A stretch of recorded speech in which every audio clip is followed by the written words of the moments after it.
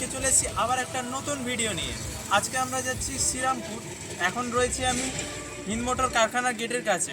এবার এখান থেকে ফার্স্টে আমরা শ্রীরামপুর যাব। আরেকটা কথা তোমাদের বলে রাখা, তোমরা অনেকেই আমার ভিডিও দেখছো কিন্তু কেউ সাবস্ক্রাইব করছো না।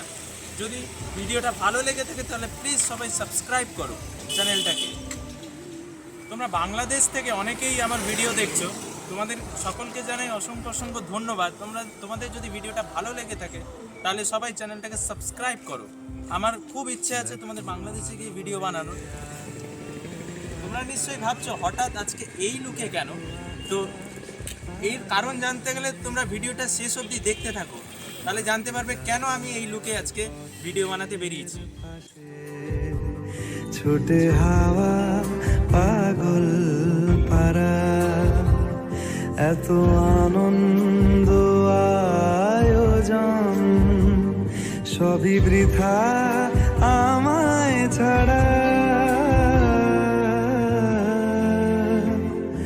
ভরে থাকুক আমার মুঠো, দুই চোখে থাকুক ধারা।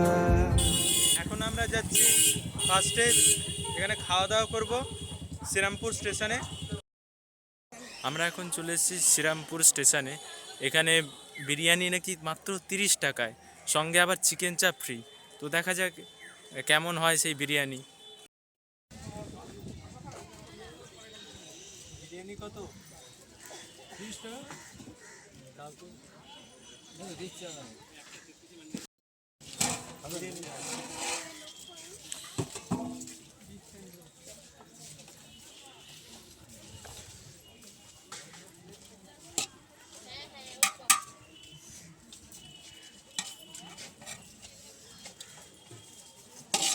তো যেমনটা দেখা যাচ্ছে, একটা আলু, রাইসটা বেশ হলুদ সুস্বাদু, একটি চিকেন,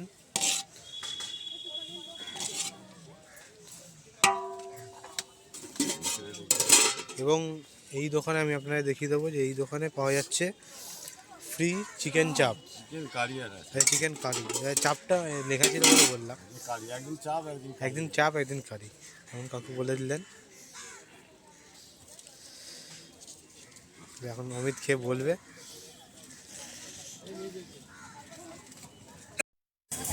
আমরা নিয়ে নিয়েছি 30 টাকার বিরিয়ানি, দেখি কেমন টেস্ট হয়। আমাদের অনেক দামের বিরিয়ানি খেয়েছি, ফার্স্ট টাইম 30 টাকার বিরিয়ানি ট্রাই করছি, দেখা যাক কেমন টেস্ট হয়। ঠান্ডা জলের বোতল 10 টাকা 20 টাকা, খালি চিকেন বিরিয়ানির সঙ্গে চিকেন কারি ফ্রি 30 টাকা। তো কেমন লাগছে? বিরিয়ানি থেকে বেশ ভালোই লাগলো, মানে 30 টাকা অনুযায়ী ঠিকঠাকই আছে। খালি একটু 30 চিকেনটা টাকা খেয়ে চিকেন কারি ফ্রি আছে। आइए पेट भर के खाइए। চিকেন ये तो ठंडा पानी का बोतल होगा। কি বলতে চাও? চিকেনটা বেশ সুন্দর সেদ্ধ হয়েছে, ভালো। खाली चिकन আলুটা একটু দেখো। টাকা অনুযায়ী একদম ঠিকঠাক, আলুটাও বেশ নরম, চামচে কেটে যাচ্ছে। এটা বেশ বড় সাইজেরই আলু দিয়েছে। হুম।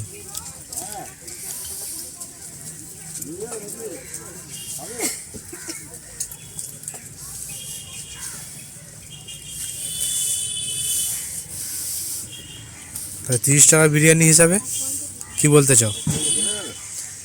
30 টাকা বিরিয়ানি হিসেবে একদম ঠিকঠাক। একদম ঠিকঠাক। তাহলে শ্রীরামপুর স্টেশনে ঠিক এই দোকানটাতে আমরা দেখাচ্ছি, এখানে 30 টাকা বিরিয়ানির সাথে আজকে চিকেন কারি দিয়েছে, অন্যদিন চিকেন চাপও থাকে। না, ওরা বললো যে একদিন চিকেন চাপ থাকে, একদিন চিকেন কারি থাকে, আজকে চিকেন কারি ছিল।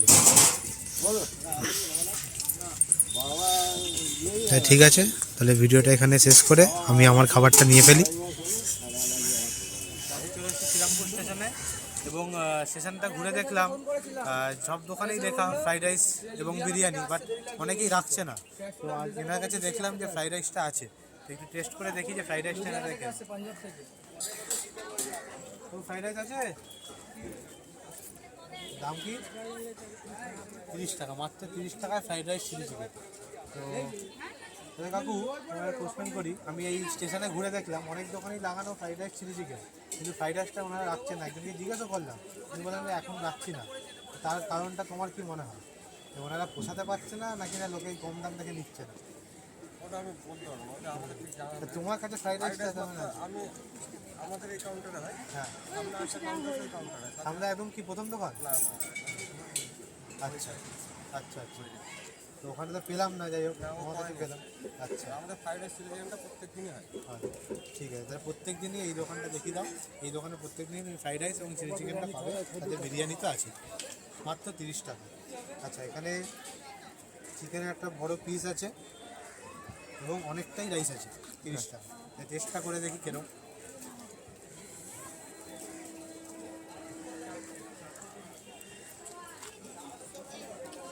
কেমন লাগছে? বেশ ভালো। রাইসটা আমি দেখাতে পারবো, বেশ লম্বা চালের রাইস। এটা কিন্তু অন্য যে নর্মাল রাইস সেটা না, এটা কিন্তু ফ্রাইড রাইসেরই লম্বা চালের রাইস ইউজ করা হয়েছে।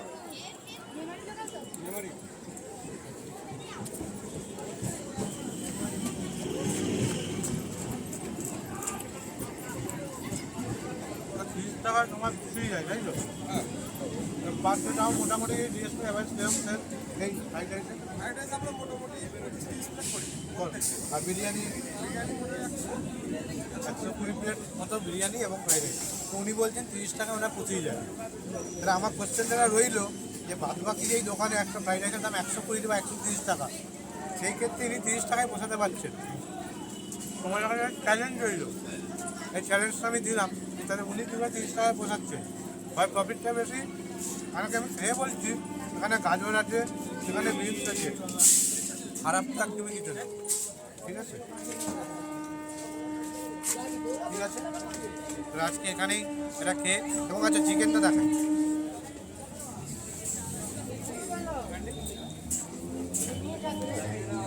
চিকেনটা কেটে গেছে,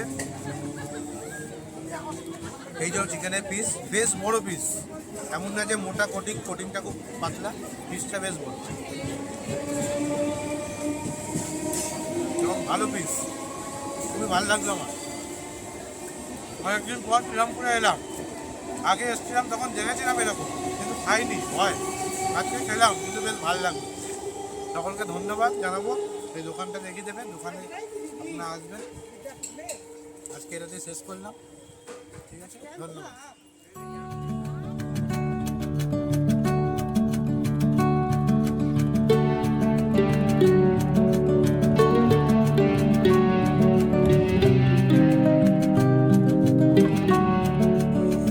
আজকে আমি আর সৃজিত চলে এসেছি আমাদের প্রথম ডেস্টিনেশনে মাহেশের হ্রদ দেখতে। তো তোমরা দেখতেই পাচ্ছ, এই হচ্ছে শ্রীরামপুরের মূল প্রবেশদ্বার, এর ঠিক সামনেই রয়েছে মাহেশের হ্রদ। আর এদিকে চলে এলে এখানে রয়েছে স্নান মঞ্চ, আর স্নান মঞ্চের পাশেই একেবারে মূল মন্দির। এখন আমরা যাচ্ছি মূল মন্দিরের গেটের দিকে।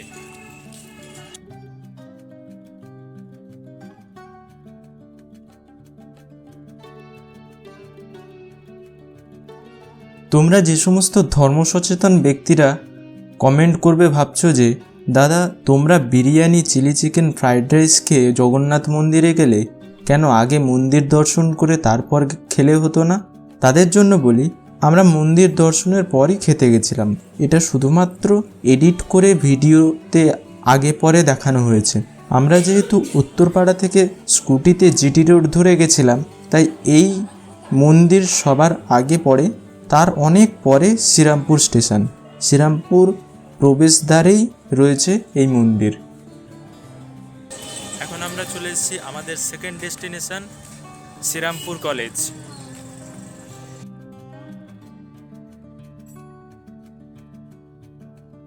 এই হচ্ছে শ্রীরামপুর কলেজ, যা প্রতিষ্ঠিত হয় 1818 সালে, আজ থেকে প্রায় 205 বছর আগে।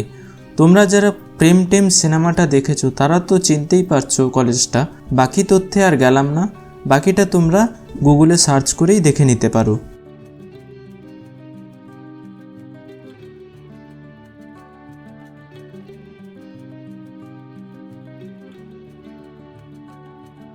এটা হচ্ছে শ্রীরামপুর রাজবাড়ি। ভিডিওর শুরুতেই বলেছিলাম আমার এই লুকের কারণ জানাবো। আসলে এখানে এসে ফটো তুলতাম, এসে দেখলাম টিকিটের কোনো ব্যবস্থা নেই, কিন্তু ওখানে দুজন লোক যারা ফটো তুলছে তাদের কাছ থেকে 50 থেকে 100 টাকা চার্জ করছে, তাও আবার শুধুমাত্র ফোনে ফটো তোলার জন্য। ক্যামেরা হলে 1000 টাকা প্রতি ঘন্টা। আমাদের বলা হলো ফোনে ফটো তোলা যেতে পারে, কিন্তু বেরোনোর সময় জোর করে টাকা চার্জ করা হয়। আমরা অনেক না করে 20 টাকা দিই, তাতে আমরা 2টো ফটো তুলতে পেরেছিলাম। আমাদের পরবর্তী ডেস্টিনেশন শ্রীরামপুর জলকল। এই জায়গাটা বেশ সুন্দর, বিশাল একটা জায়গা। এখানে পাশে পিকনিক চলছে, তো চারদিকে গান টান চলছে। তো তোমাদের ভিডিও খুব একটা শ্যুট করে দেখাতে পারবো না, কারণ এখন যদি ভিডিও শ্যুট করতে চাই তাহলে গানের জন্যই কপিরাইট স্ট্রাইক আসতে পারে। তো তোমরা কিছু শ্যুট দেখো, আর বাকিটা তোমরা যখন আসবে তখন তো পুরো এলাকাটা দেখতেই পাবে। এখানে মেইনলি যারা আসে তারা এমনি জাস্ট ফটো তোলার জন্য আসে। এখানে ফটো তোলার জন্য খুব সুন্দর জায়গা রয়েছে।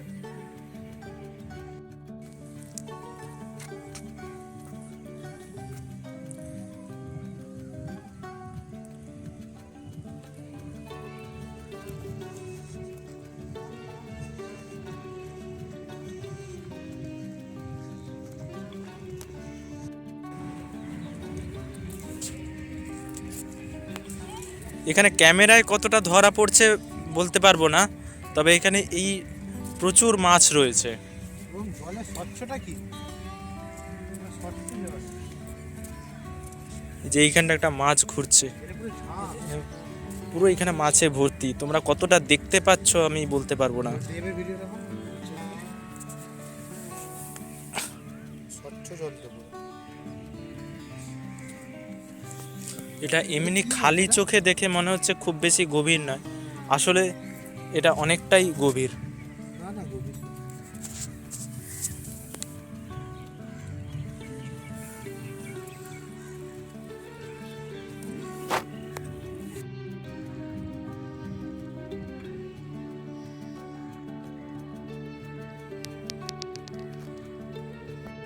এখন আমরা চলে এসেছি আমাদের আজকের শেষ ডেস্টিনেশন হেনরি মার্টিন ফিশ প্যাগোডাতে।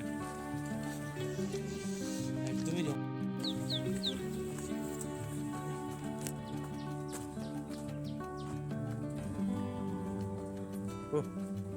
কে ভেবেছিল শ্রীরামপুরের মতো জায়গায় এইরকম রাস্তা।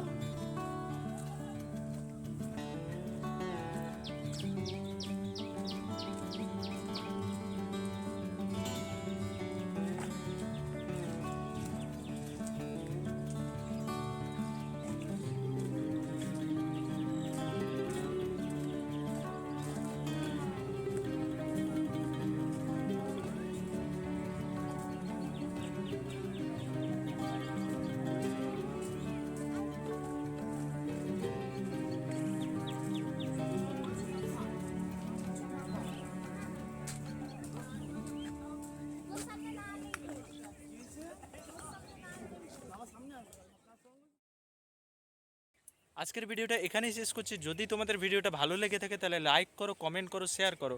আর যদি চ্যানেলটাকে এখনো সাবস্ক্রাইব না করে থাকো তাহলে চ্যানেলটাকে সাবস্ক্রাইব করে পাশে অল নোটিফিকেশন বাটন অন করে দাও, যাতে আমি নতুন কোনো ভিডিও দিলে তার নোটিফিকেশন সবার আগে তোমাদের কাছে পৌঁছে যায়। দেখা হচ্ছে নতুন কোনো এক জায়গায় নতুন কোনো এক ভিডিওতে।